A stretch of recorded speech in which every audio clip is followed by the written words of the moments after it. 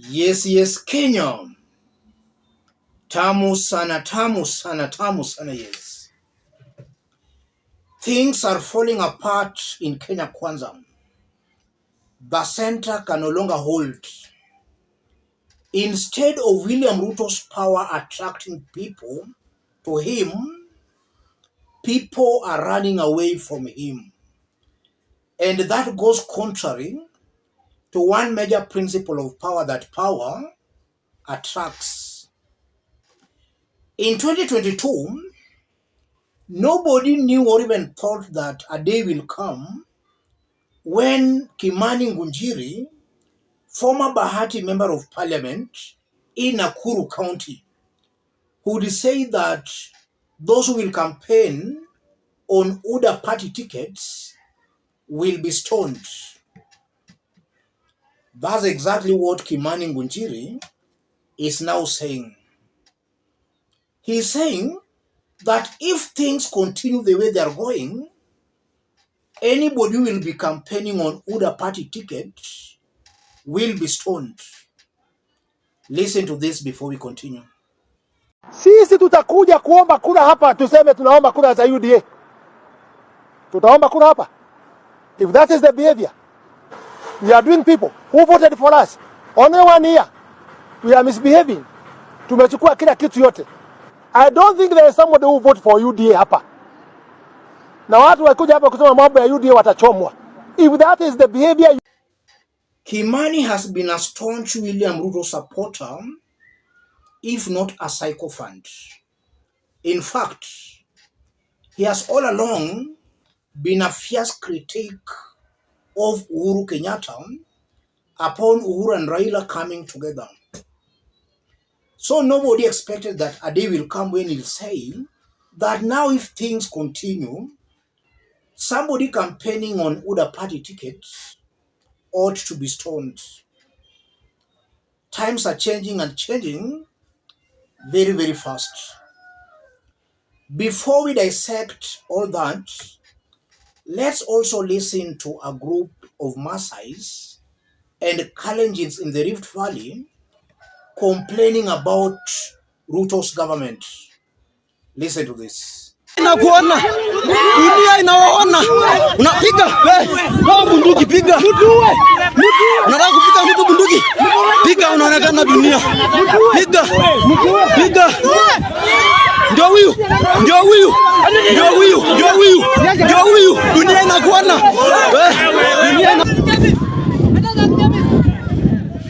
wewe bala.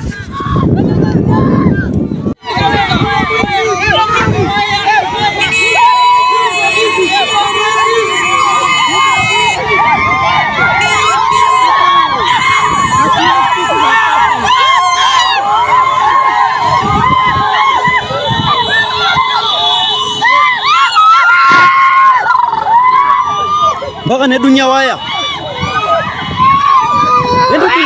Endu dunia waya.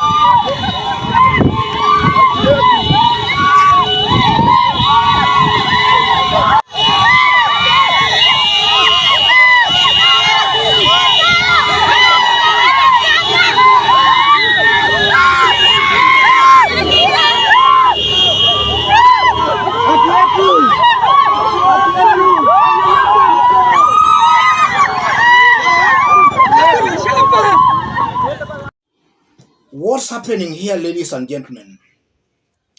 Let me start by saying this. Naturally, power attracts. Ruto, as the president, just 1 year in office, he ought to be attracting people to his government. Naturally, people should be attracted to his government. But people are running away from him. I'm saying that because we are seeing members of parliament who pledged to work with him upon being sworn in as the president. They are making U-turns and now dumping him. And some are going silent. Kimani Ngunjiri is also dumping Ruto if those remarks are anything to go by. Let's put all this into perspective, considering that we are also being told that there are shareholders in this government, but we have been seeing even areas that supported him complaining about his rule. What's going on? The grace has left Ruto. Power is leaving him.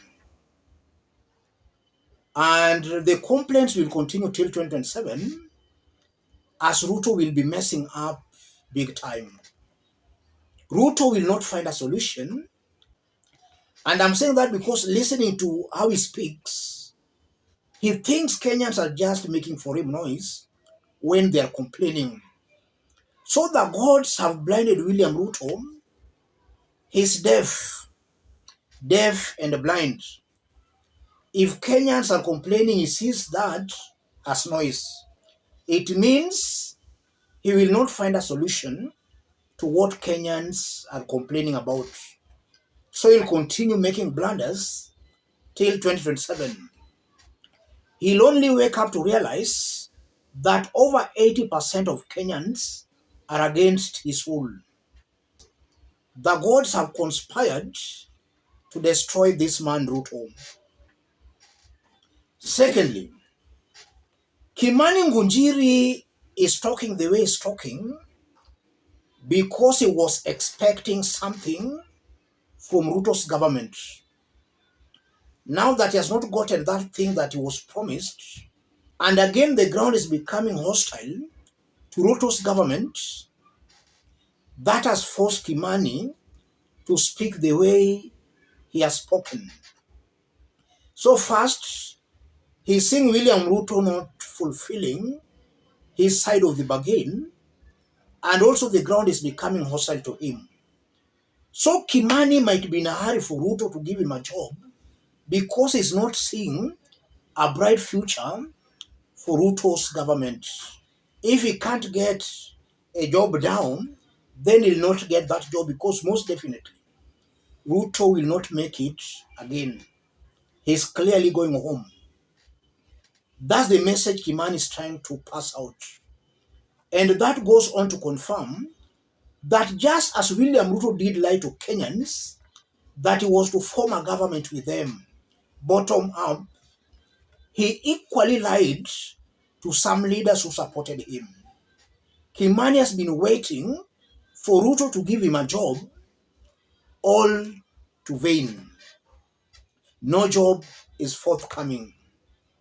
And I'm seeing a high possibility where Kimani Ngunjiri does not want to continue waiting.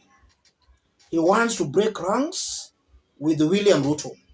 So any blunder by Ruto's government or any blunder by any leader supporting William Ruto, Kimani is exploiting that for his own political advantage.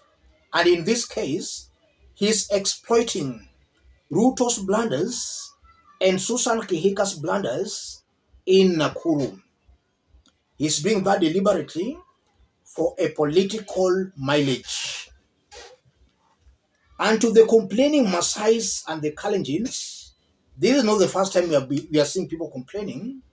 Kalenjins have been complaining, the Gema Nation has been complaining, and even in our next video, we are going to dissect some sentiments from Vika today. So almost everybody who supported Ruto is complaining. The mere fact that those Kalenjins and the Masais are complaining goes on to confirm that the shareholding Ruto and his team are talking about are just for the leaders. It's leaders who are benefiting from this government and leaders who are close to Ruto.